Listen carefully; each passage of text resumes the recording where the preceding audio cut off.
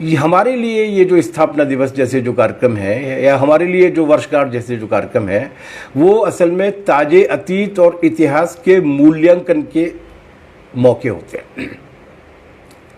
जो गुजर गया और जो गुजर गया, जो ज़्यादा लंबे समय में गुजर गया तो वो इतिहास बन जाता है, और अभी हाल में ही हमारे पास में जो कुछ गुजरा है, भूतकाल में जो कुछ हुआ है, वो ताज़ा अतीत है।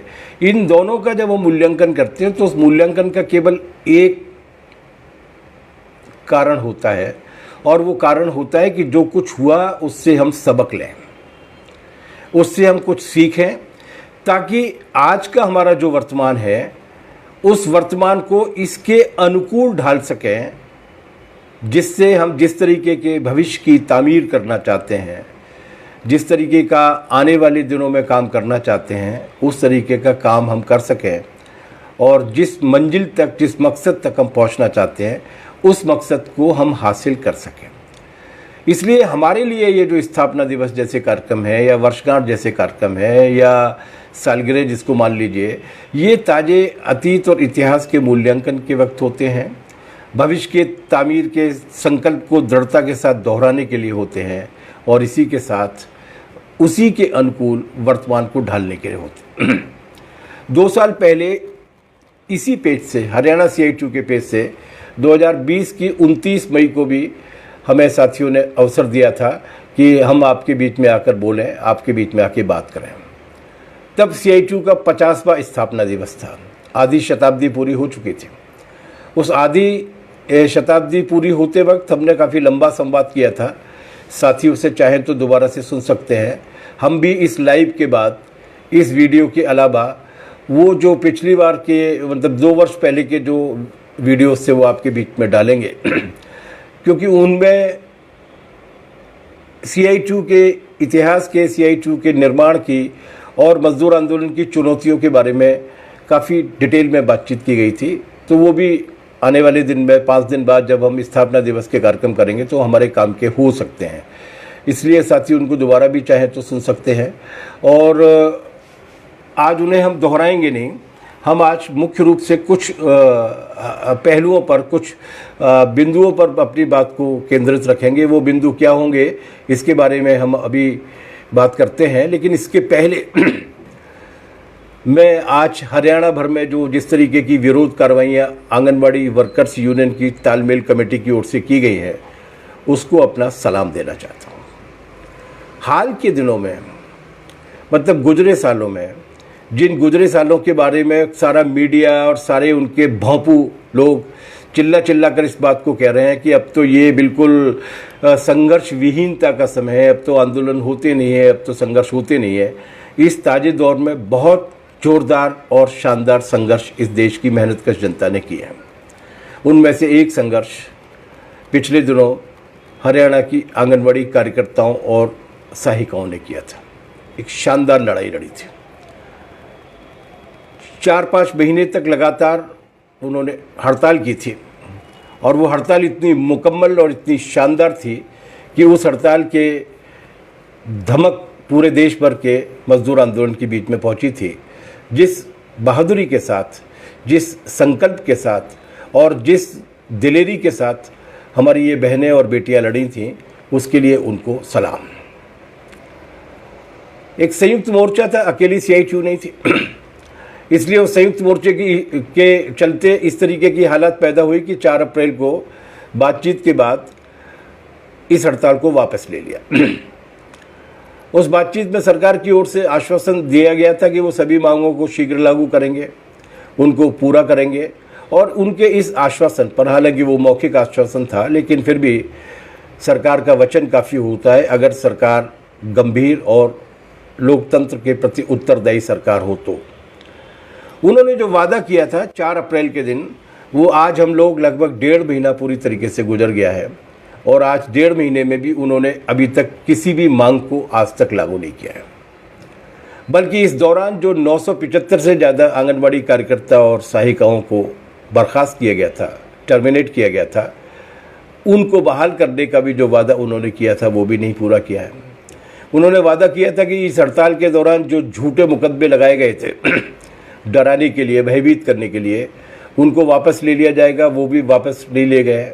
उन्होंने कहा था कि वो जो 4 महीने की हड़ताल हुई है, उस 4 महीने की हड़ताल के टोकन के रूप में वो 100 रुपये हर महीने की कटौती करेंगे और उसके बाद बाकी का सारा वेतन वो दे देंगे। लेकिन इसके बाद भी वो वचन भी उन्होंने अभी तक पूरा नहीं किया। जाहिर सी बात है, आश्वासन देने के बाद भी, 1.5 महीना गुजर जाने के बाद भी अगर वो मांग पूरी नहीं कर रहे हैं, इसका मतलब ये है कि वो आंगनवाड़ी कार्यकर्ताओं और सहायिकाओं के आत्मविश्वास को कमज़ोर करना चाहते हैं। उनमें ये भय पैदा करना चाहते हैं कि आने वाले दिनों में भी अगर लड़ेंगे तो हमारी खट्टर की सरकार उनकी बात को सुनने के लिए तैयार नहीं होगी। ये बहुत ओछी कार्रवाई है। अरे जब आमने सामने का मुकाबला चल रहा था, जब हड़ताल लगातार चल रही थी, उस वक्त जो ताकत दिखाई जा रही थी वो दिखा दी गई। लेकिन एक बार टेबल पर बैठकर अगर बातचीत हो गई और उस बातचीत को ऑनर करते हुए, उसका सम्मान करते हुए अगर हड़ताल को वापस ले लिया गया तालमेल कमेटी की ओर से, तो ये सरकार का नैतिक दायित्व बनता है कि वो उन मांगों को पूरा करे। इसके लिए लटकाने की जरूरत क्या है? लेकिन वो इसके बाद भी कर रहे हैं। और ये सलूक वो किन के साथ कर रहे हैं? आंगनवाड़ी कार्यकर्ता, 100% आंगनवाड़ी कार्यकर्ता गरीब परिवारों से आते हैं। उनमें से अनेक आंगनवाड़ी कार्यकर्ता ऐसी हैं जो अपने व्यक्तिगत जीवन में भी काफ़ी असुविधाओं का सामना कर रहे हैं। कुछ परित्यक्ता है, कुछ का जीवन साथी छूट चुका है और जाहिर सी बात है कि उनके लिए आमदनी का एकमात्र जरिया आंगनवाड़ी कार्यकर्ता और सहायिका के रूप में, हेल्पर के रूप में था। लेकिन उसको भी सरकार ने छीन लिया है। ऐसी छोटी छोटी मांगें भी अभी तक नहीं पूरी गई हैं। जैसे उनका जो बढ़ा हुआ किराया है, डीजल पेट्रोल की कीमत रोज़ बढ़ रही है, उसके बढ़े हुए किताब के हिसाब से उनको देना चाहिए था, वो भी नहीं दिया गया है। और उनकी बढ़ोतरी का जो एरियर है वो भी आज तक नहीं दिया गया है। और बाकी की सारी मांगों को लेकर तो वो लोग संघर्ष कर ही रहे हैं कि वर्दी की राशि कितनी होनी चाहिए और जिन जगह जो काम उनको दिया गया है उसके लिए संसाधन होने चाहिए। अगर आप चाहते हैं कि रोज़ अपडेटिंग की जाए, रोज़ रिपोर्टिंग की जाए, तो उसके लिए टच स्क्रीन के फ़ोन दिए जाने चाहिए। उसके लिए आंगनवाड़ी के रजिस्टर, बच्चों का अगर रिकॉर्ड रखा जाए तो रजिस्टर वगैरह मिलना चाहिए, खिलौने मिलना चाहिए, वजन तोलने की मशीन मिलनी चाहिए। ये जो छोटी छोटी सी बातें हैं जो उनके काम के लिए आवश्यक है, जो उनके व्यक्तिगत उपयोग की चीज़ें नहीं हैं, वो भी अभी तक नहीं मिली है। हम आज की लाइव की शुरुआत करने के पहले हरियाणा CITU की ओर से, अपनी ओर से और अखिल भारतीय CITU की ओर से, और जिस संगठन की नुमाइंदगी आजकल हम कर रहे हैं और जिस संगठन के अखिल भारतीय किसान सभा और संयुक्त किसान मोर्चे ने भी बढ़ चढ़कर ये भूमिका निभाई थी इस आंदोलन में और एकजुटता अपनी दिखाई थी, उन सब की ओर से मनोहर लाल खट्टर की सरकार से ये मांग करना चाहते हैं कि वो उस वायदे को पूरा करे जो उसने 4 अप्रैल के दिन हड़ताल वापसी के वक्त आंगनवाड़ी कार्यकर्ताओं और हेल्पर्स की तालमेल कमेटी के साथ किया था। और हमें पूरा विश्वास है कि CITU की एक ज़बरदस्त यूनियन है और उसकी पहल पर ये एकता बनी है। हमारी साथी ने ये कहा है कि बिल्कुल सही बात है कि ये समस्या आंगनवाड़ी कार्यकर्ताओं की और सहायिकाओं की अभी है, क्योंकि वो एक आंदोलन के दौर से निकल कर आई है और सरकार अपना वचन भंग कर रही है। लेकिन आशा कार्यकर्ताओं की भी हालत बहुत अच्छी नहीं है। आशा कार्यकर्ताएं 24 घंटे तक काम करती रहती हैं। गांव से जो डिलीवरी के केसेज लाना है या कोई और इमरजेंसी के केसेज आना है, इस कोविड काल के दौर में, कोरोना काल के दौर में, जब सरकार और मंत्री निकलने से मना कर रहे थे अपने बंगलों से और सारे कार्यक्रम लाइव कर रहे थे, अपनी मीटिंग्स भी लाइव कर रहे थे, ऐसे दौर में ये आशा कार्यकर्ता और आंगनवाड़ी कार्यकर्ता थी जिन्होंने इस देश की मानवता को और जनता को बचाने की कोशिश की। बड़ी संख्या में वो संक्रमण का भी शिकार हुई। बड़ी संख्या में उनमें से बहुत सारी साथी कोरोना बीमारी की वजह से हमें छोड़ के भी गई। तो ये जो महिला वर्कर्स हैं, ये जो महिला कामगार हैं, जो सामाजिक और परिवेश की चुनौतियों का भी सामना करते हुए मानवता की सेवा करने में लगी हुई हैं, उनके प्रति इस तरीके का जो व्यवहार किया जा रहा है वो निंदनीय है, भर्त्सना के योग्य है। और उससे तुरंत ठीक किया जाना चाहिए। हम अपने विषय पर आते हैं दोबारा से लौट के, हालांकि ये भी हमारा ही विषय है, संघर्ष ही तो विषय है। CITU संघर्ष करने के लिए तो बनी है, संघर्ष करेंगे, एक बार जीतेंगे, 2 बार जीतेंगे, एक आध बार मुमकिन है कि उस वक्त न जीत पाए, लेकिन उसके बाद जीतेंगे, क्योंकि जीत को छोड़कर और कोई दूसरा विकल्प नहीं होता। भारत के मजदूर आंदोलन ने अपने अनुभव से इस बात को सीखा है। भारत का मजदूर आंदोलन, संगठित मजदूर आंदोलन 100 साल से ज़्यादा पुराना है। पहली अखिल भारतीय ट्रेड यूनियन की स्थापना सन 1920 में हुई थी, लेकिन आंदोलन उस वक्त शुरू नहीं हुआ था, आंदोलन उसके भी पहले से जारी था। जो Akhil Bharatiya trade union centre बना था, वो Akhil Bharatiya trade union centre पूरे देश भर में अलग अलग ट्रेड यूनियंस के योग से बना था, जोड़ से बना था। इसका मतलब ट्रेड यूनियन आंदोलन उससे बहुत पहले था। मैं याद दिलाने के लिए आपको कह रहा हूँ कि खैर उस पर अपन लोग बाद में आते हैं। ये जो साल हमारा 2022 में 1 मई से शुरू हुआ है, जिसमें 1 मई से लेकर 30 मई तक, मई दिवस से लेकर CITU के स्थापना दिवस तक CITU ने पूरे देश भर में अभियान चलाने का फैसला लिया, जिस अभियान की कड़ी में मैं आपके बीच में मौजूद हूँ। ये साल इस देश के ट्रेड यूनियन आंदोलन के लिए एक और महत्व का साल है। ये मई दिवस पृथ्वी के इस हिस्से पर, जिसे हम अब भारत कहते हैं, उस हिस्से पर मई दिवस मनाए जाने का 100वां वर्ष है। 1923 में 1 मई के दिन इस देश में पहली बार मई दिवस मनाया गया था, मरीना बीच पर मद्रास में। वहाँ पर M सिंगारवेलु चेट्टियार नाम के एक सज्जन थे, जिन्होंने वहाँ के मजदूर आंदोलन को भी संगठित किया था और तमाम सारे सामाजिक आंदोलनों के भी नेता थे। लाल झंडा पहली बार उन्होंने मरीना बीच पर फहराया था और दुनिया के अंतर्राष्ट्रीय त्यौहार मई दिवस को उन्होंने मनाया था। अगले दिन मद्रास में से जो अखबार निकलता था, जो आज भी निकलता है, द हिंदू, उस हिंदू अखबार में खबर छपी थी कि मद्रास में 2 जगह मई दिवस मनाया गया है। एक मई दिवस तो मरीना बीच पर मनाया गया और दूसरी सभा जो है वो ट्रिप्लिकेन बीच पर हुई थी, जिसमें चेट्टियार साहब के भाषण को पढ़ा गया था और उसको S कृष्णस्वामी शर्मा ने संबोधित किया था। तो ये अंतर्राष्ट्रीय मई दिवस को मनाए जाने की 100वीं साल है, जो हमारे देश में 100 साल पहले से मनाता है। और इसलिए वो 2022 से लेकर 2023 के मई दिवस तक हम मई दिवस की शताब्दी वर्ष के रूप में, भारत में मई दिवस की शताब्दी वर्ष के रूप में मना रहे हैं। लेकिन हमारा ट्रेड यूनियन आंदोलन बहुत पुराना है, और भी पुराना है। आपको याद होगा, ये जो मई दिवस हम लोग मनाते हैं, ये मई दिवस मनाते हैं क्योंकि 1886 में 1 मई के दिन शिकागो के मजदूरों ने, पूरे अमेरिका के मजदूरों ने 8 घंटे काम की मांग को लेकर हड़ताल करने का आह्वान किया था। और उस दिन शिकागो में एक सभा हुई थी। उस सभा पर एक जघन्य हमला हुआ था, जिसके बाद फिर उसके जो मजदूर नेता हैं, 7 मजदूर नेता हैं, उन मजदूर नेताओं में किससे 5 लोगों को फांसी दी गई थी। एक की अदालत में उसी सुनवाई के दौरान मौत हो गई थी। उन्होंने शहादत दी थी और उसके बाद ये तय किया गया था कि नहीं, ये लड़ाई केवल शिकागो के मजदूर की लड़ाई नहीं है, 8 घंटे की लड़ाई पूरे दुनिया भर की लड़ाई है। इसलिए भारत में, पूरी दुनिया भर में इस दिन को मई दिवस के रूप में मनाएंगे, अंतर्राष्ट्रीय मजदूर दिवस के रूप में मनाएंगे, मजदूरों के अधिकार के लिए और मजदूरों की राजनीति के समर्थन में मनाएंगे। उसके बाद 1892 से ये दिन के, मतलब 1888 में ये फैसला हुआ, 1889 से आह्वान किया गया और उसके बाद 1892 से पूरी दुनिया भर में मई दिवस बनने की शुरुआत हुई थी। लेकिन भारत का इतिहास उससे भी 24 साल पहले शुरू होता है। उस वक्त हावड़ा में जो रेलवे का यार्ड था, जिसमें मजदूर काम किया करते थे, वो 10 घंटा काम किया करते थे। और 1862 में, 1862 में, मतलब ये कि शिकागो की ऐतिहासिक लड़ाई से ठीक 24 साल पहले उन्होंने 10 घंटे काम की मांग को 10 घंटे को घटाकर 8 घंटे किए जाने वाली मांग को लेकर 1200 मजदूरों ने कुछ दिन तक हड़ताल चलाई थी। ये खबर उस वक्त जो बांग्ला में अखबार छपता था, जिसका नाम था सोम प्रकाश, उस सोम प्रकाश अखबार ने ये खबर न केवल छापी थी, बल्कि उस अखबार ने, उस जमाने का मीडिया आज की तरीके का गोलू मोलू गोदी मीडिया नहीं था, उस अखबार ने भी अपना नैतिक समर्थन उन मजदूरों के साथ दिया था।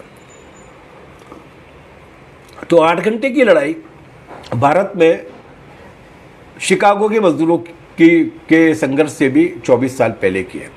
इसलिए Akhil Bharatiya trade union centre भले ही 1920 में बना, लेकिन ट्रेड यूनियन आंदोलन उसके पहले से भी चल रहा था, जिसका एक शानदार डिटैचमेंट CITU के रूप में है, जिसमें हम सारे लोग काम कर रहे हैं। यह हम ज़्यादा विस्तार में जाने की ये बजाय 4-5 सवालों के आधार पर उनको केंद्र में रखते हुए बातचीत करेंगे। नंबर 1, C2 क्यों बनी? नंबर 2, C2 कैसे बनी? नंबर 3, क्या फर्क है C2 और बाकी यूनियन में? क्योंकि आप अगर नई यूनियन बनाने के लिए विवश हुए, इसका मतलब आपके पास कुछ अलग से होगा। तो हमारी खासियत क्या है, फर्क क्या है? नंबर 4, C2 के बनने के बाद पूरे देश भर के ट्रेड यूनियन आंदोलन पर, मजदूर आंदोलन पर क्या असर पड़ा, क्या योगदान है CITU का? और आखिर में, जैसा कि विषय में कहा गया है, आज की चुनौतियों का सार क्या है और CITU इसका मुकाबला किस तरीके से करना चाहते हैं। सबसे पहला सवाल है, C2 क्यों बनी?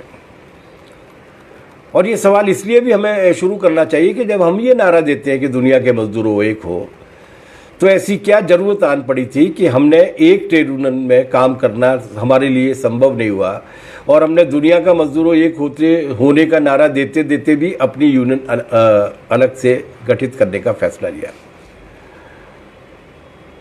कई बार ऐसा होता है, कई बार अलग होना या टूटना सही तरीके से जोड़ने और ज़्यादा ताकतवर तरीके से इकट्ठा होने के लिए जरूरी हो जाता है। कई बार जब शरीर के कुछ अंग जो है वो सड़ने लगते हैं, उन्हें सिर्फ इस आधार पर कि वो अंग का हिस्सा बने रहें, बाकी के पूरे जीवन को ध्वस्त कर दें, इससे बेहतर होता है कि उस अंग को ऑपरेट करके उसको नए तरीके से विकसित होने का अवसर दिया जाए। सतवीर सिंह जी को लाल सलाम, वो भी देख रहे हैं, हमारे CITU के ज़माने के पुराने मित्र हैं, तब वो हरियाणा के महासचिव हुआ करते थे। तो हम ऐसी परिस्थितियां उस संगठन में पैदा हो गई थी आज से 52 साल पहले, जिनमें हम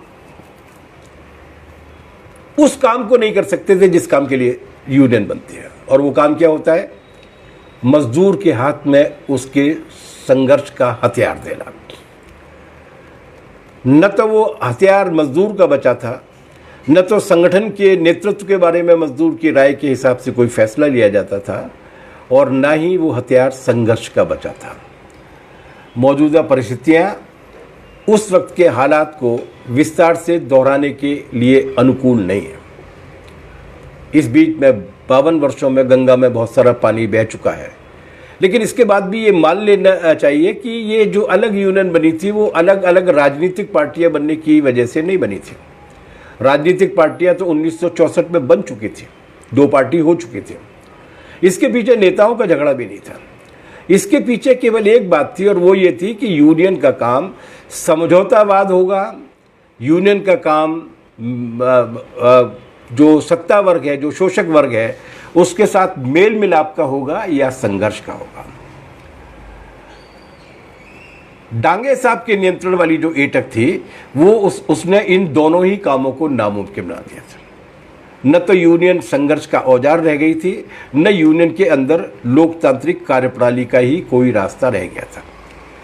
मैं ज़्यादा विस्तार में नहीं जा रहा, जैसे कि मैंने आपसे कहा, इस पर 29 मई 2020 में हरियाणा CITU के साथ जो लाइव किया था, जिसके लाइव के वीडियोस इसके बाद हम पोस्ट करेंगे, उन वीडियोस में काफ़ी विस्तार के साथ बातचीत की गई है। लेकिन उर्दू का एक शेर है कि मतलब उस दौरान हमें किस तरीके की CITU बनाने के दौरान या CITU बनने के बाद किन आफतों, मुश्किलों, दमन और त्रासद आतंक के दौर से हमारे संगठन को गुजरना पड़ा, ये बात उस वक्त के साथी जानते हैं।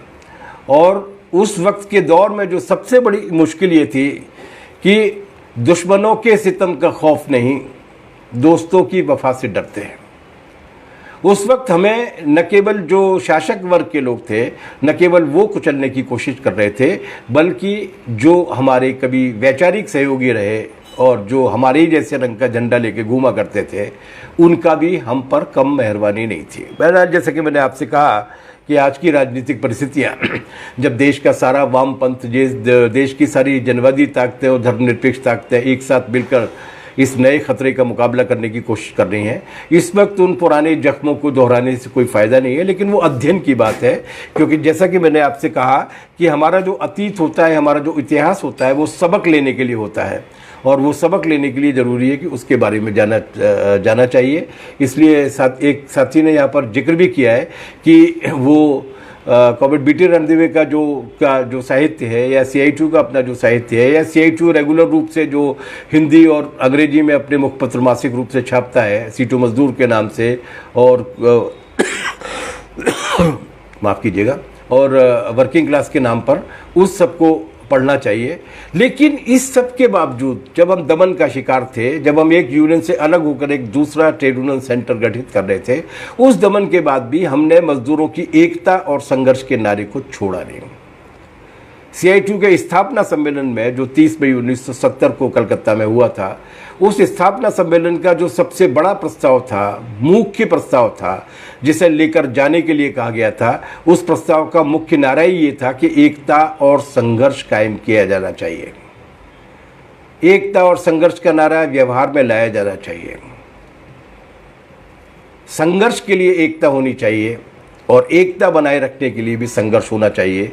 ये काम किस तरीके से किया हमने, इसके बारे में काफ़ी विस्तार के साथ 29 मई 2020 के वीडियो में है, आप लोग उसको देखिएगा।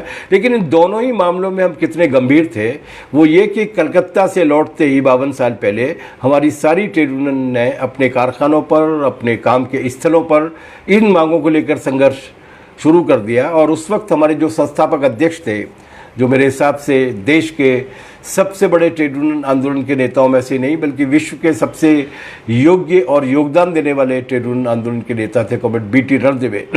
उन्होंने ये कहा था कि हम वर्ग संघर्षों के बीच एक नया संगठन शुरू कर रहे हैं, वर्ग संघर्षों को तेज करने के लिए, वर्ग संघर्षों को आगे बढ़ाने के लिए, क्योंकि हम ये विश्वास करते हैं कि दुनिया में कोई भी बदलाव अगर हो सकता है, मेहनत को अगर पूरी तरीके से इंसाफ आर्थिक मोर्चे पर, सामाजिक मोर्चे पर और राजनीतिक मोर्चे पर मिल सकता है, तो वो केवल संघर्ष के रूप में बन सकता है। CI2 बनी ताकि इस देश में वर्ग संघर्ष और उस वर्ग संघर्ष को करने वाले मजदूर की एकता को अक्षुण्ण किया जा सके, मजबूत किया जा सके। जब हम इतिहास की ओर नज़र डालते हैं तो हमें डर लगता है कि अगर उस वक्त CI2 नहीं बनी हुई होती तो देश में ट्रेड यूनियन आंदोलन की, खास तौर से उसके संघर्षों की किस तरीके की हालत हो गई होती। इसलिए CI2 जिस काम के लिए बनी थी, वो काम था वर्ग संघर्ष को आगे बढ़ाना, मजदूर की एकता को आगे बढ़ाना और मजदूर आंदोलन के अंदर बिखराव को रोकना। ये काम किस हद तक पूरा किया गया, ये अगर हम 52 साल पर नज़र डालते हैं, और इस लाइव में भी थोड़ी देर के लिए अपन लोग बातचीत करेंगे कि हम कहाँ तक पहुँचे। दूसरा ये कि कैसे बने। हम एक ही यूनियन में काम करते थे, लेकिन उस यूनियन में हालत ये थी कि जो संघर्ष की बात करते थे उनको काम दिया ही नहीं जाता था। वो अगर लोकतांत्रिक तरीके से भी अपनी यूनियन में जीत करा जाते थे मजदूर के समर्थन के साथ, तो जो नेतृत्व था उस जमाने की मुख्य यूनियन का, जिसको तोड़कर हम लोग अलग हुए, जिसका नाम मैंने अभी तक नहीं लिया, एटैक, उसके जो नेता हुआ करते थे डांगे साहब, वो डांगे साहब उस नेतृत्व को ही हटा दिया करते थे, डिसएफिलिएट कर दिया करते थे। काम करना ही मुहाल हो गया था। तो ऐसी और जो मीटिंगें होती थी यूनियन की, केंद्रीय कार्यकारिणी की, राज्य कार्यकारिणियों की, उसमें जो संघर्ष की बात करने वाले लोग होते थे उन्हें बोलने ही नहीं देते। तो गुंटूर में उस वक्त की जो ऑल इंडिया कमेटी थी, उस ऑल इंडिया कमेटी की मीटिंग हुई और उसमें जो संघर्ष की बात करने वाले लोग थे उनको बोलने नहीं दिया। जब उन्होंने बोलने नहीं दिया तो ऐसे जितने भी लोग जो वर्ग संघर्ष और मजदूर वर्ग की एकता की बात करते थे, उन्होंने 9-10 अप्रैल 1970 को गोवा के वास्को ड गामा शहर में एक मीटिंग की और जनरल काउंसिल के जितने भी सदस्य जो संघर्ष के पक्ष में थे, उन जनरल काउंसिल के सदस्यों ने कहा कि नहीं, अब इस संगठन के अंदर रहकर वर्ग संघर्ष का विस्तार नहीं हो सकता और उसके बाद उस कन्वेंशन के बाद उन्होंने ये तय किया कि यदि देश के मजदूर आंदोलन को जिंदा रखना है, यदि वर्ग संघर्ष को जारी रखना है, तो अब उसके लायक नया संगठन बनाने के अलावा और कोई दूसरा चारा नहीं है। और इस कन्वेंशन ने फैसला लिया कि 28 से लेकर 31 मई तक, ध्यान दीजिए 9-10 अप्रैल को वास्को डगामा में गोवा में मीटिंग कर रहे हैं और 28 मई से लेकर 31 मई तक 1970 में कलकत्ता में कॉन्फ्रेंस करने का फैसला ले रहे हैं। सिर्फ 45 दिन की तैयारी पर देश के सारे कोनों के वर्ग संघर्ष के पक्षधर, मजदूर एकता के पक्षधर वहाँ पर नेता पहुँचे थे और सिर्फ 45 दिनों में एक CITU नाम की एक यूनियन बन गई थी। भारत वो यूनियन नहीं थी, उसने अपना नाम लिखा था centre of Indian trade unions. वो भारत की ट्रेड यूनियनों का केंद्र बनने का फैसला लिया गया था। उन्होंने ये कहा था कि हम भारत की ट्रेड यूनियनों का केंद्र बनेंगे। ये एक बड़ा फैसला। कौन लोग आए थे? मैंने पिछली लाइव में इस बात को विस्तार से व्यक्त किया था। इसमें वो लोग आए थे, मैं जिस ट्रेड यूनियन आंदोलन के कार्यकर्ता के रूप में काम किया हूँ, मैंने जब ये पता लगाया कि 1970 के स्थापना सम्मेलन में जिस जिले की CITU का मैं सेक्रेटरी रहा, उस जिले से कौन कौन लोग गए थे, तो मैंने पाया कि 11 लोग गए थे और 11 लोगों में से 9 लोग डिसमिस और टर्मिनेटेड लोग थे जो मजदूर आंदोलन में भाग लेने की वजह से बर्खास्त हुए, और बाकी जो टर्मिनेटेड नहीं थे वो लौट कर जब आए तो, और जब मैनेजमेंट को, जब सरकार को ये मालूम पड़ा कि CITU के सम्मेलन में से लौटे तो उसके बाद टर्मिनेट कर दिए गए। ऐसे तमाम सारे लोग थे जिन्होंने दमन सहा, कुर्बानी सही, बर्खास्तगी झेली, निलंबन झेला, जेल में गए, हमलों के शिकार हुए और सैकड़ों की संख्या में जिन्होंने शहादतें दी, वो लोग थे जो CITU की स्थापना करने के लिए गए थे। और स्थापना करने के बाद जिन्होंने CITU के पूरे दुनिया भर में पूरे एक साख पैदा की और पूरे देश भर में संगठन और संघर्ष का एक ढांचा पैदा किया। शाहराहों पर चलकर नहीं आए थे, आग में से गुजरते हुए आए थे, और आग में से जो ठीक तरीके से गुजरने का मादा रखते हैं, फौलाद उन्हीं की बनती है। जो आग से डरते हैं वो अपने कागजी किलों में कैद रह सकते हैं, लेकिन फौलाद में मतलब तब कर मजबूत होना, आग से गुजरना जरूरी होता है।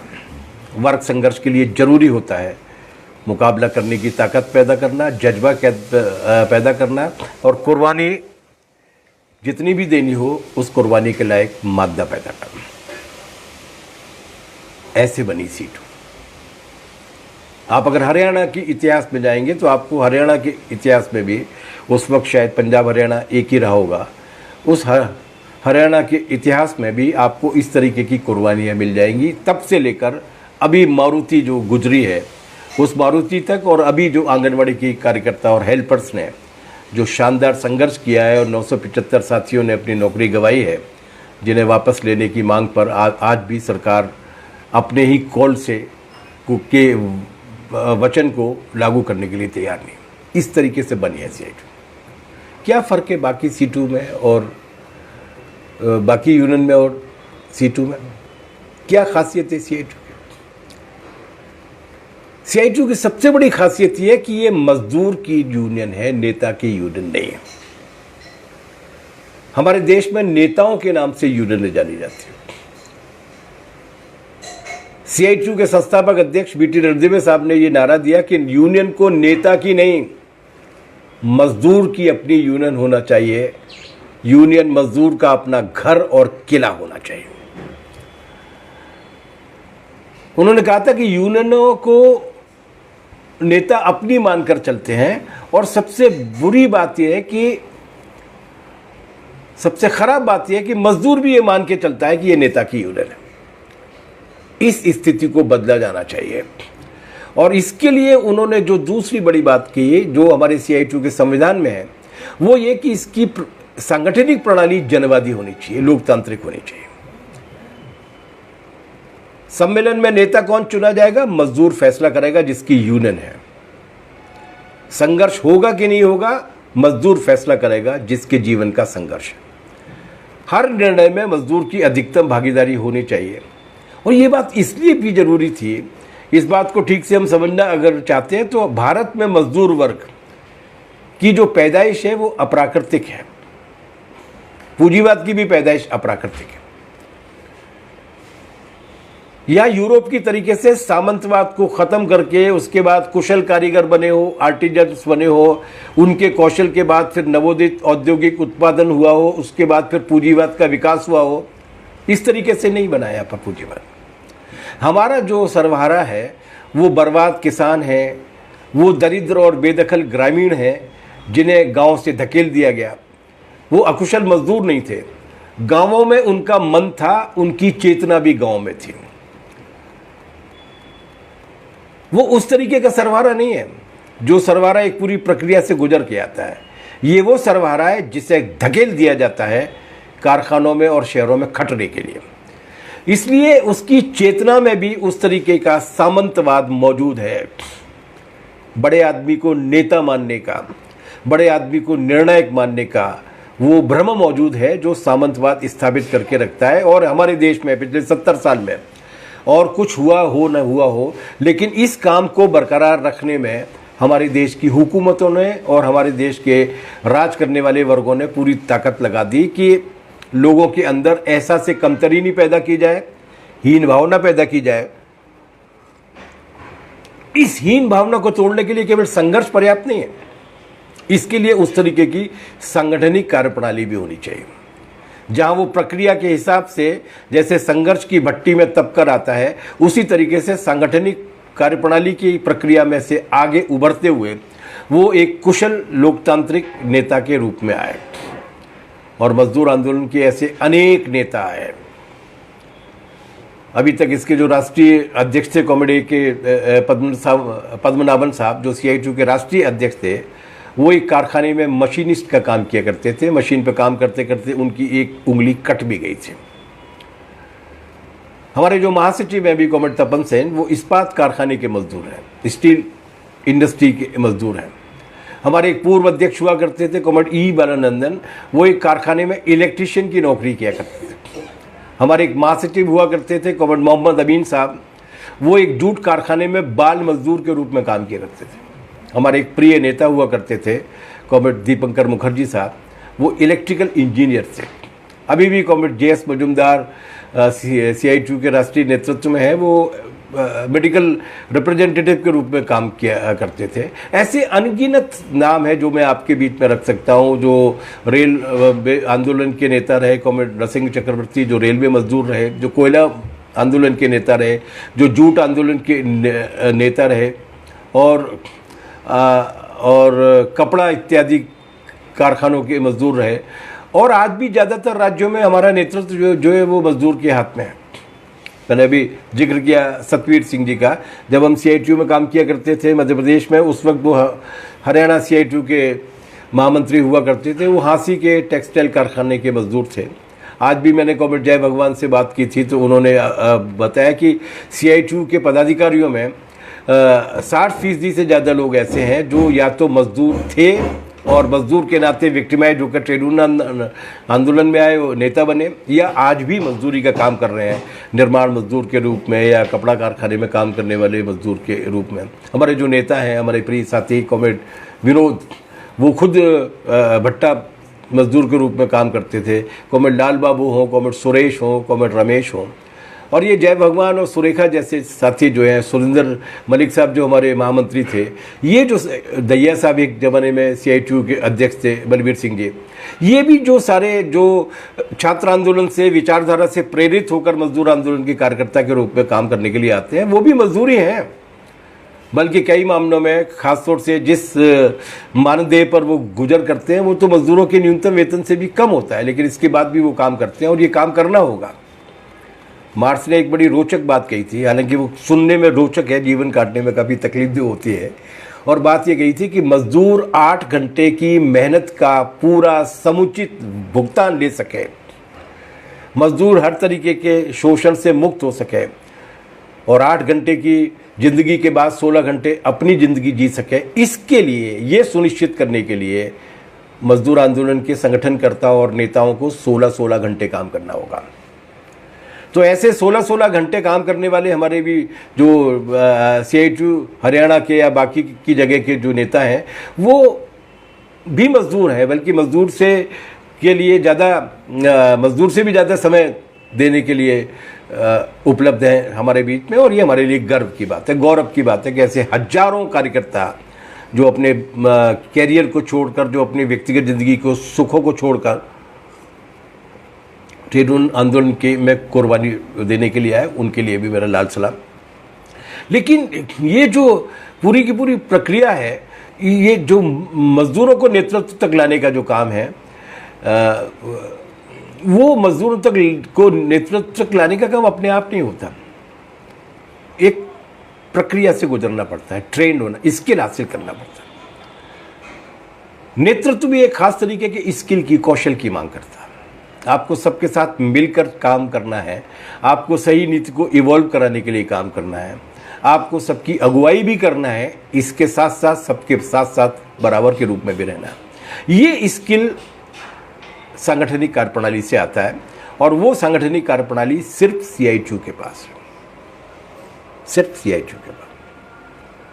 आप अगर सारी ट्रेड यूनियंस के विधान उठाएंगे तो आपको एक अलग अलग तरीके के रुझान उसमें दिखेंगे, लेकिन आप CITU का संविधान अगर उठाएंगे तो आप ये पाएंगे कि वो न केवल लोकतंत्र सुनिश्चित करती है, बल्कि अल्पमत को भी निर्णय की प्रक्रिया में हिस्सेदारी दिए जाने की मांग करती है। वो 51% किसी एक को मिल गए और 49% जिसको मिल गए उसको पूरी तरीके से हटा दिया जाएगी विश्वास नहीं करती है। वो नेतृत्व में भी सानुपातिक प्रतिनिधित्व प्रणाली की बात करती है कि अगर 10% भी लोग भी एक खास तरीके से सोचने वाले लोग हैं, उनको भी नेतृत्व में कम से कम 10% स्थान मिलना चाहिए। वो इस बात में विश्वास करती है कि लोकतंत्र सांगठनिक भी होना चाहिए, राजनीतिक भी होना चाहिए, वैचारिक भी होना चाहिए। वो ये नहीं कहती कि एक खास तरीके के वैचारिक धारणा से निकले लोग ही केवल संगठन में आएंगे। वो ये कहती है कि नहीं, जो मजदूर संघर्ष करने के लिए और यूनियन का सदस्य बनने के लिए तैयार है, वो किसी भी विचारधारा को क्यों न मानता हो, अगर वो आएगा तो वो हमारे साथ में रहेगा और हम अपनी वैचारिक प्रक्रिया के जरिए इस तरीके का वातावरण पैदा कर पाएंगे, इस तरीके की परवरिश कर पाएंगे कि वो ज़्यादा बेहतर तरीके से सोचने वाले इंसान के रूप में बने। और ये इसलिए भी ज़रूरी है कि आप जब तक मजदूर वर्ग के बीच में से नेतृत्व नहीं निकालेंगे, तब तक बदलाव की लड़ाई पूरी हो नहीं सकती। उसकी चेतना का बदलाव अगर हमें करना है तो उस पूरे संगठन की चेतना का बदलाव अगर करना है तो उसके लिए खास तरीके की प्रक्रिया को अपनाने की आवश्यकता, और वो प्रक्रिया कायम रहे, वो कार्यशैली कायम रहे। इसके लिए समय समय पर न केवल सम्मेलनों में समीक्षा की जाती है, बल्कि हम अलग अलग समय पर संगठन को और कारगर किस तरीके से बनाया जाए, और लोकतांत्रिक किस तरीके से बनाया जाए, और वैचारिक रूप से परिपक्व किस तरीके से बनाया जाए, इसके बारे में फैसला करते रहते हैं। और वो फैसला करते करते आज हम यहाँ तक पहुँचे हैं कि जिस यूनियन को बनाते वक्त हमें गालियाँ दी गई थी, जिस यूनियन के नेतृत्व को पूरी तरीके से जेल में डाल दिया गया था, आज सैकड़ों कार्यकर्ताओं की कुर्बानी, शहादत के बाद उसकी सफलताओं और प्रतिष्ठा में वृद्धि हुई है। ये लाल झंडा उनका है जो इस बीच में इस लाल झंडे को ऊंचा रखने के लिए अपने व्यक्तिगत कैरियर और व्यक्तिगत जीवन को भी दांव पर लगाते रहे। ये लाल झंडा उनका है जिन्होंने इस बात को समझा कि फौरी शोषण की मांगों के खिलाफ लड़ने के साथ साथ तब तक मुक्ति नहीं होने वाली जब तक समाजवाद की स्थापना नहीं हो जाती। ये लाल झंडा उनका है। ये लाल झंडा जो आज आधी सदी पूरी कर चुका है हंसिया हथौड़े और CITU के शब्दों के साथ, वो लाल झंडा आज देश के मजदूरों के सबसे भरोसेमंद और जुझारू संगठन के रूप में ही नहीं उभरा, बल्कि देश की तमाम सारी ट्रेड यूनियन आंदोलनों के केंद्र के रूप में भी उभरा है, उन्हें जोड़ने वालों के रूप में भी उभरा है।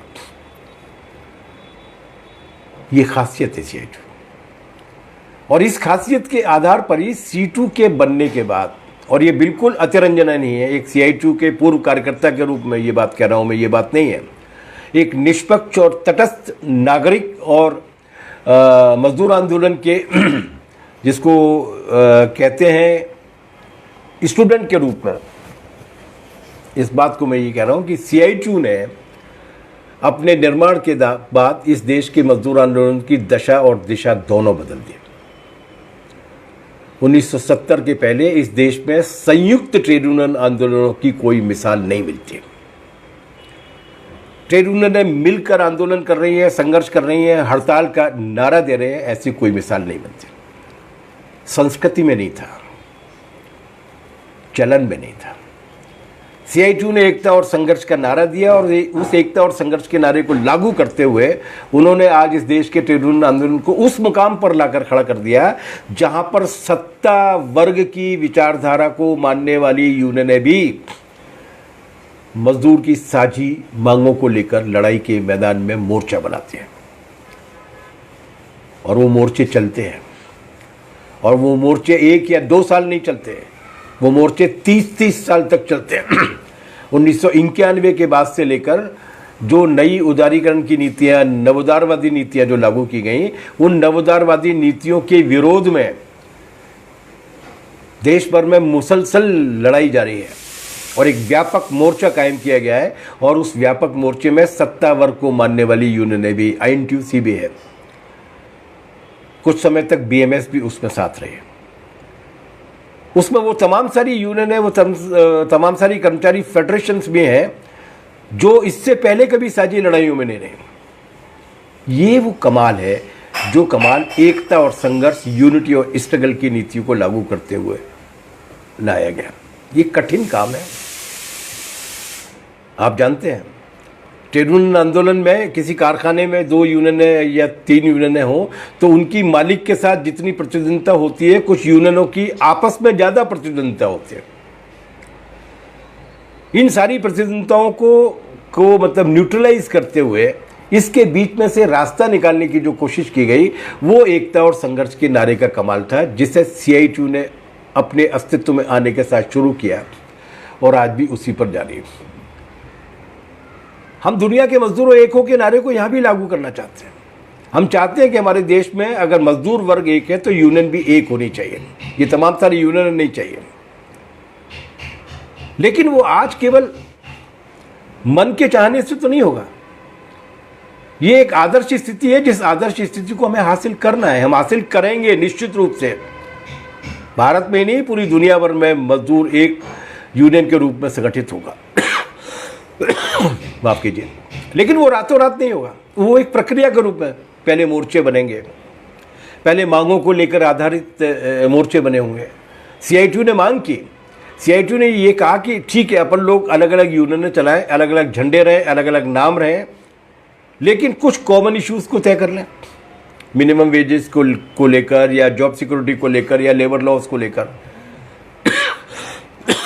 माफ कीजिए। और उसके आधार पर एक महासंघ बनाया, कन्फेडरेशन बनाया। वो प्रक्रिया जारी है और हमारा ये विश्वास है कि वो दिखेगी।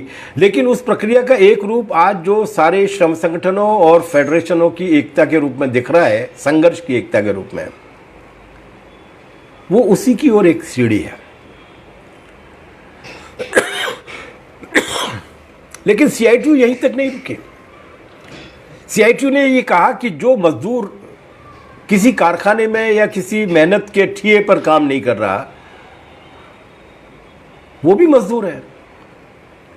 बेरोजगार नौजवान भी मजदूर है, क्योंकि उससे काम नहीं मिला।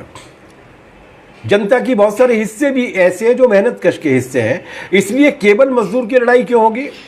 महिला, छात्र, युवा, किसान, इन सबको भी जोड़ा जाना चाहिए। तमाम सारे मेहनत कशों की एकता बननी चाहिए। और इसके लिए CITU की पहल पर national platform of mass organisations बना, NPMO बना। अभी और भी उस एकता को विस्तार के साथ में लेने गया है, जहां पर उसमें जन एकता जन अधिकार मंच के रूप में, जेजा के रूप में एक संगठन का निर्माण किया गया। CITU के बनने के बाद ये स्थिति पैदा हुई, जब पहले तो ये सोचा जाता था कि जूट कारखाने का मजदूर इंजीनियरिंग कारखाने के मजदूर के लिए लड़ने के लिए क्यों जाएगा। हमारी मांग अलग है, उनकी मांग अलग। सीआईटीयू ने न केवल संगठित और असंगठित मजदूरों की एकता बनाई, बल्कि असंगठित मजदूरों को पूरी योजना के साथ संगठित करने का जो काम किया वो सीआईटीयू के बनने के बाद संभव हुआ। जब निर्माण मजदूरों की यूनियन बनी, जब आंगनवाड़ी कार्यकर्ताओं की यूनियन बनी, जब बीडी वर्कर्स की यूनियन बनी, फेडरेशंस बनी, जिन्हें मजदूर नहीं माना जाता था उन सबको भी इकट्ठा करने का काम किया। ये सीआईटीयू के बनने के बाद की प्रक्रिया का हिस्सा है, ये योगदान है उसका। सीआईटीयू के बनने के बाद वो गुणात्मक परिवर्तन हुआ ट्रेड यूनियन आंदोलन में, जो गुणात्मक परिवर्तन उसके पहले नहीं सोचा गया था, और इसमें कॉमरेड बीटी रणदिवे के नेतृत्व की बहुत महत्वपूर्ण भूमिका थी। और वो गुणात्मक परिवर्तन ये था कि महिला प्रश्न को ट्रेड यूनियन आंदोलन में हल किया जाना चाहिए। महिलाओं को मजदूर वर्ग के आंदोलनों में बराबरी की प्रतिष्ठा मिलनी चाहिए। और ये केवल प्रतीकात्मकता नहीं थी, टोकनिज्म नहीं था, ये वास्तविक रूप से उस नेतृत्व को लाने की बात थी। आज कर्नाटक, जहाँ पर हमारे संघर्ष बहुत ज़्यादा मजबूत होते हैं लगातार, उस कर्नाटक की सीआईटीयू की जो जनरल सेक्रेटरी है राज्य की, वो एक महिला है। हमारी सीआईटीयू की अखिल भारतीय ट्रेड यूनियन आंदोलन की जो राष्ट्रीय अध्यक्ष हैं डॉक्टर हेमलता, वो भी महिला है। ये केवल टोकनिज्म की बात नहीं थी, बल्कि ये वाकई में उस हिस्सेदारी को सुनिश्चित करने की बात थी। और आज पूरे देश भर में वो हिस्सेदारी हम लोग देख रहे हैं। हरियाणा की सीआईटीयू की जो अध्यक्ष हैं, हरियाणा जैसे उस प्रदेश में जहाँ पर सामाजिक और महिलाओं की जो स्थिति है वो क्या है वो हम लोग जानते हैं, लेकिन वहाँ की भी हमारी जो अध्यक्ष है कॉमरेड सुरेखा, वो भी महिला है।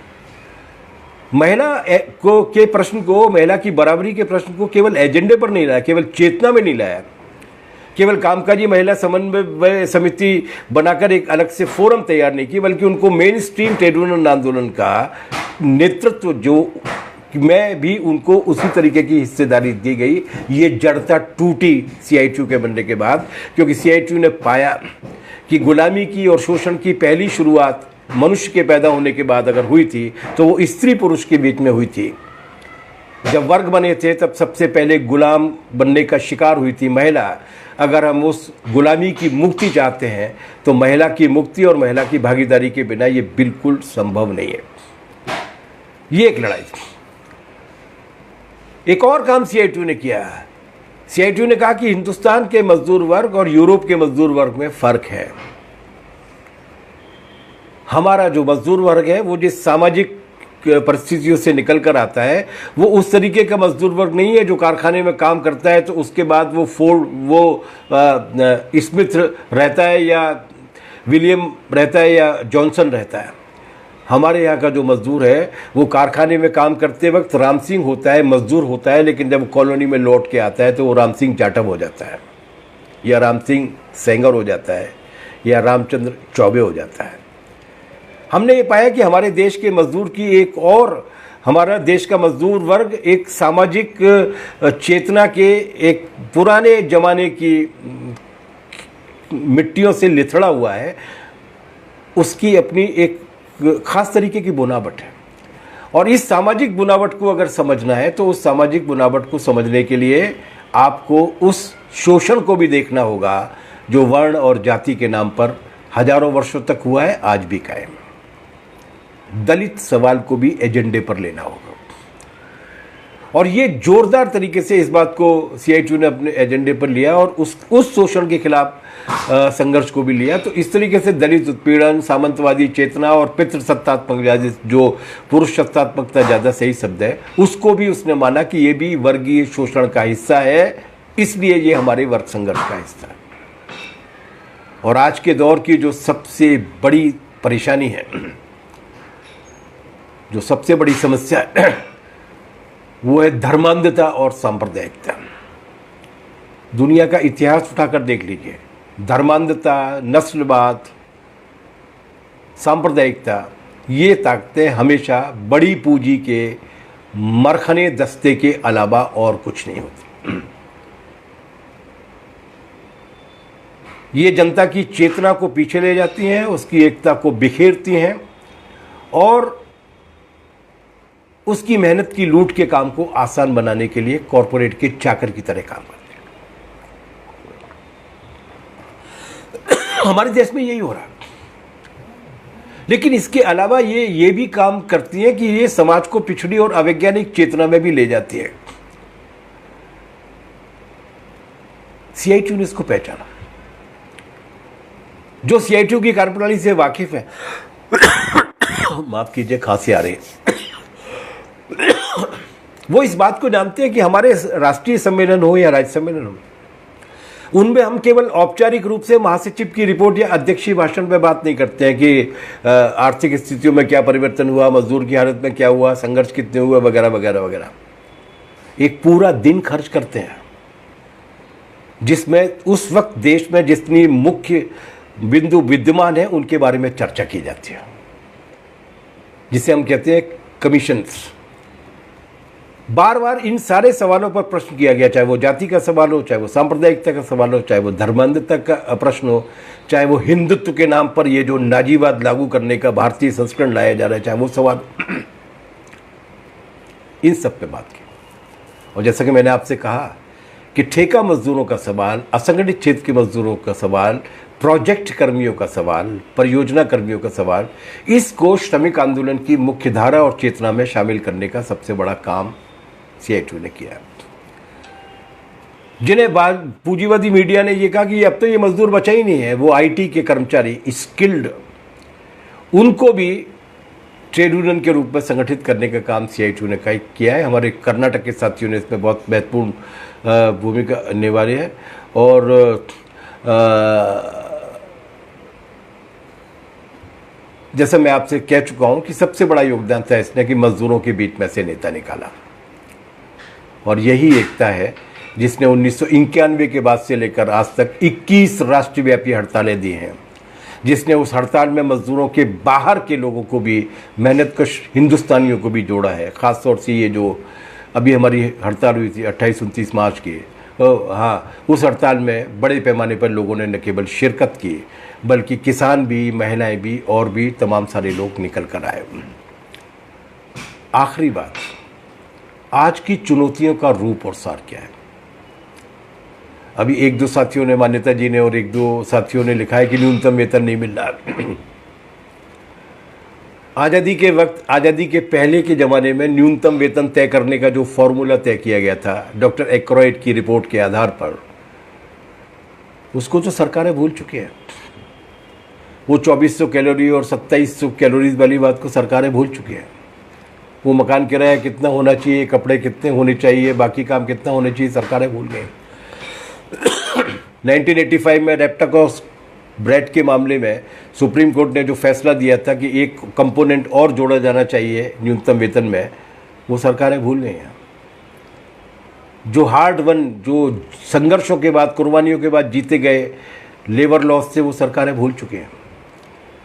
किस तरीके से लूट हो रही है, किस तरीके से वेज हमारा घट रहा है लगातार, किस तरीके से उत्पादन और मुनाफे में से मजदूरी का हिस्सा सिकुड़ता जा रहा है लगातार। 33% हुआ करता था, 9% रह गया, 6% आ गया है। इन सारी चीज़ों पर मैं बात नहीं करूँ, वो एक नए लाइफ का विषय है जिसके लिए हमारे साथी आपके बीच में मौजूद है। मैं डिटेल में जाने की बजाय सार रूप में, कंटेंट में इस तरीके की परिस्थितियां क्या हैं,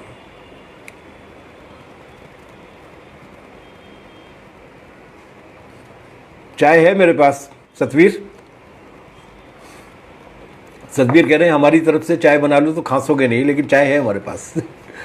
तो ये जो चुनौतियां हैं, वो चुनौतियां मैं डिटेल में नहीं जा रहा, ये चुनौतियां सार रूप में क्या है, कंटेंट में क्या है। कंटेंट में ये कि पिछले 150-200 वर्ष में इस देश की मेहनतकश जनता ने आर्थिक और सामाजिक सवाल पर ज्योतिबा फुले के ज़माने से लेकर ट्रेड यूनियन आंदोलन के शैशव के ज़माने से आर्थिक और सामाजिक मोर्चे पर संघर्ष करके जो भी सकारात्मक हासिल किया है, ये उस सबको छीन लेना चाहते हैं, ध्वस्त कर लेना चाहते हैं। ये केवल शोषण को नहीं बढ़ा रहे हैं, ये पूरे के पूरे समाज को एक ऐसे अंधे कुएं में धकेल देना चाहती है, जिसकी वजह से अगर आप थोड़े से विस्तार में जाएंगे तो आप ये पाएंगे कि जिसकी वजह से इस भारत की बुद्धिमत्ता ने, भारत की संस्कृति ने, भारत के सामाजिक विकास ने 1200 साल गंवा दिए थे। वरना जहाँ शून्य का आविष्कार हो रहा है, जहाँ गणित की खोज हो रही है, जहाँ अंतरिक्ष विज्ञान की खोज हो रही है, जहाँ शल्य चिकित्सा की खोज हो रही है, जहाँ दवाइयों की खोज हो रही है, जहाँ व्याकरण की खोज हो रही है, जहाँ मूर्ति कला की, शिल्प कला की, जहाँ पर धातु कर्म की, इन सारी चीज़ों की खोजें हो रही थी, वो अचानक 1200 साल का गैप कैसे पैदा हो गया? मुगल नहीं आए थे 1200 साल पहले, मनु आए थे। ये बुद्ध का जमाना था, जिस बुद्ध के जमाने में ये तमाम सारी खोजें हुई। ये बुद्ध की विचारधारा का वर्चस्व था, जिसका मूल मंत्र था सवाल उठाओ। सवाल उठाओगे तो समाधान मिलेगा। किसी भी बात को इसलिए मत मानो कि वो पहले से चली आई है या किताब में लिखी है या किसी बड़े आदमी ने कही है। सवाल उठाओ, अनुभव से सीखो, हल खोजो। मनु आ गए, उन्होंने उस सारे सवाल उठाने की प्रक्रिया को भंग कर दिया। उन्होंने सवाल उठाना ही बंद करा दिया और विशेषाधिकार जवाब देने का 2 या 3% लोगों के हाथ में दे दिया। बाकी की पूरी जनता को, मतलब दिमाग और हाथ, इन दोनों के बीच के संबंध को पूरी तरीके से ख़त्म कर दिया। जो सोचते हैं, विचारते हैं, पढ़ सकते हैं, वो शरीर का काम नहीं करेंगे, और जो शरीर का काम करते हैं वो न सोचेंगे, न विचारेंगे, न पढ़ेंगे। अगर पढ़ने की कोशिश की तो गर्दन काट देंगे। उस जमाने को वापस लाना चाहते हैं। वो संविधान को ख़त्म कर देना चाहते हैं। वो स्वतंत्रता संग्राम के नायक नायिकाओं में और उसमें शामिल हुई जनता ने पिछली 2-3 शताब्दियों में जो रोशनी दिखाई थी, उसको बुझा देना चाहते हैं। वो लोकतंत्र खत्म करना चाहते हैं, वो संविधान खत्म करना चाहते हैं। इसलिए इनके परिणाम और आयामों के हिसाब से दांव पर क्या है, अगर इस पर लिखने बैठेंगे या बात करने बैठेंगे तो बात बहुत लंबी हो जाएगी। एक संवैधानिक लोकतांत्रिक गणराज्य के खात्मे के लिए जरूरी है संगठित मजदूर आंदोलन को हथियार विहीन करना। इसलिए वो ट्रेड यूनियन आंदोलन के हथियार को हमसे छीन लेना चाहते हैं। ट्रेड यूनियन छीन लेना चाहते हैं। बोलने की आज़ादी को छीन लेना चाहते हैं। जो आज़ादी की लड़ाई में हम लोगों ने सीखा था कि जनता की अपेक्षाओं, आकांक्षाओं के अनुरूप परिवर्तन होने चाहिए, वो उसको पूरी तरीके से ख़त्म कर देना चाहते हैं।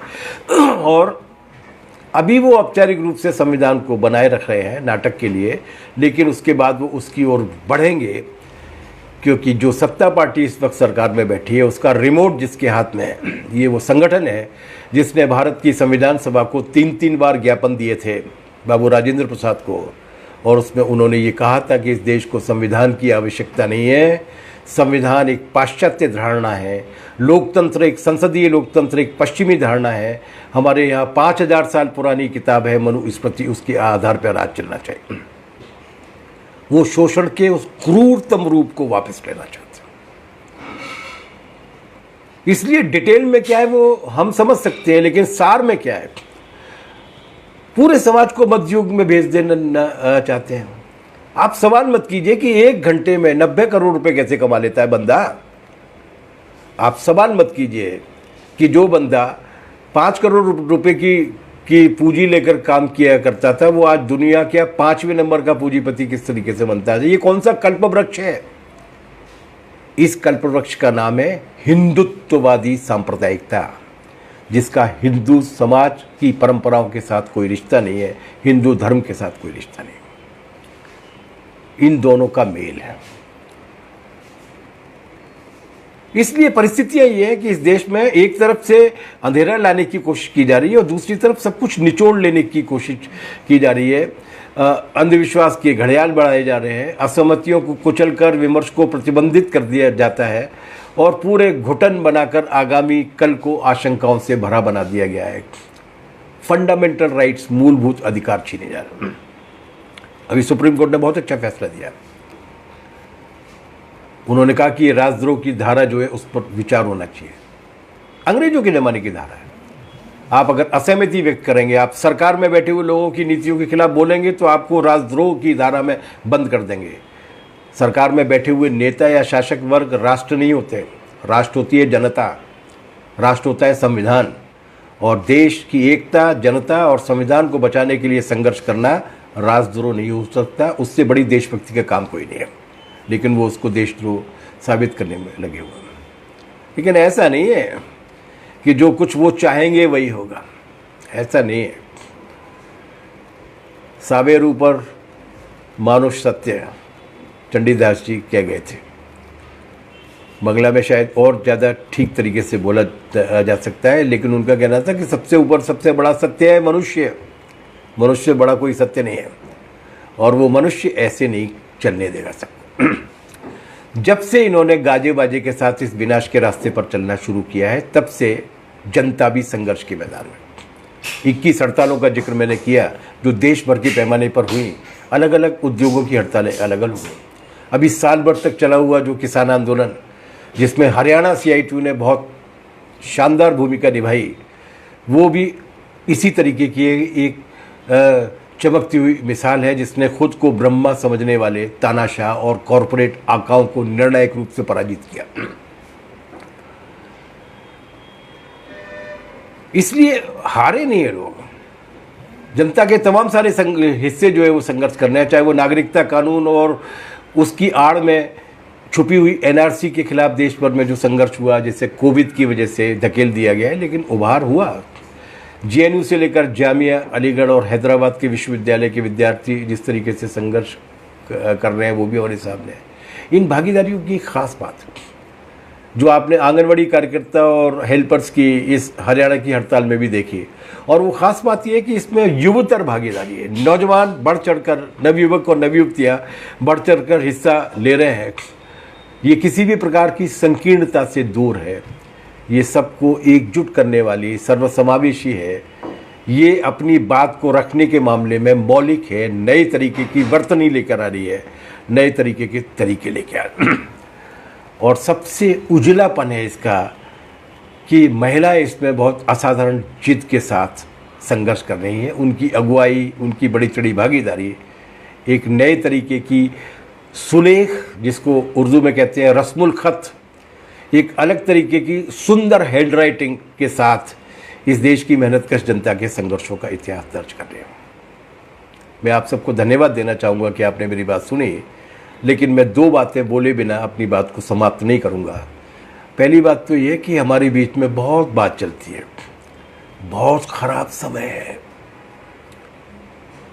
बहुत मुश्किल समय है। कोई अच्छा समय, कोई बुरा समय नहीं होता। परिस्थितियां हमें मिलती हैं। मजदूर आंदोलन के लिए और वैचारिक आधार पर बदलाव के लिए की जाने वाली लड़ाई जो मेहनत कर जनता लड़ती है, उसके लिए कोई समय अच्छा नहीं होता। हर समय उसके लिए दमन का होता है, विक्टिमाइजेशन का होता है, मुकाबले का होता है। और इसी आग के दरिए में से निकलकर जो डूब के जाते हैं वही इतिहास रचते हैं। जिसे खराब समय बताया जा रहा है, वो समय इस देश के ताजे इतिहास में सबसे ज़्यादा संभावनाओं से भरा हुआ समय है। ये वो समय है जब जनता का एक भी हिस्सा ऐसा नहीं है, चंद कॉरपोरेट कंपनियों को छोड़कर, चंद ठगों को छोड़कर, जिस देश की जनता का ऐसा एक भी हिस्सा नहीं है जो परेशानियां पीड़ित नहीं हो। ये नए तरीके के संघर्षों के विस्तार की संभावना का समय है। हमारे लिए ये अच्छा समय है। और दूसरी बात ये कही जाती है कि ये जो बने हुए लोग हैं, उनका मीडिया पे नियंत्रण है, उनका सेना पे नियंत्रण है, उनका सरकार पे नियंत्रण में है, वो विधानसभा में वो है, और लोकसभा में वो है, और राज्यसभा में वो है, फलानी जगह वो है, अब तो अदालतों में भी वो है। कुछ नहीं होता। हमारे पड़ोस में है श्रीलंका, वहाँ भी सभी तरीके से इसी तरीके से बाजे बज रहे थे। वहाँ भी एक ब्रह्मा जी बैठे हुए थे। यहाँ के ब्रह्मा जी सनातन धर्म की बात करते हैं, वहाँ के जो ब्रह्मा जी थे वो बौद्ध धर्म की बात कर रहे हैं। मार्च के महीने में 1 तारीख को 25 मार्च को हड़ताल होती है। 1 अप्रैल के दिन 5 तारीख के दिन एक और हड़ताल होती है।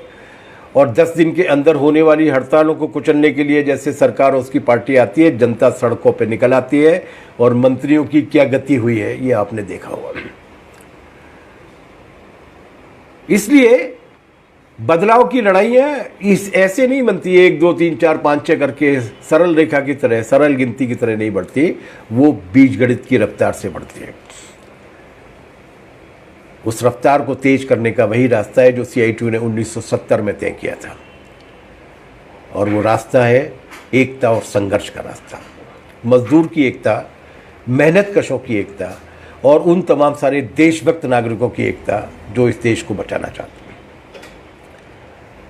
मैं हरियाणा CITU को एक बार फिर धन्यवाद देना चाहूँगा कि उन्होंने मेरे इस पुराने और प्रिय संगठन, जिसमें मैंने जीवन के 3 साढ़े 3 दशक तक एक कार्यकर्ता के रूप में काम किया है, उसके बारे में बोलने का और हरियाणा CITU के संघर्षों के साथ अपने आप को जोड़ने का एक अवसर दिया। निश्चित रूप से लड़ेंगे और हम ही जीतेंगे कॉमरेड्स, क्योंकि जीत ही हमारी नियति है, जीत ही हमारा लक्ष्य है, क्योंकि जीत का कोई विकल्प नहीं होता। CITU जिंदाबाद, इनकलाब जिंदाबाद, दुनिया के मजदूर एक। बहुत बहुत शुक्रिया, थैंक यू अगेन।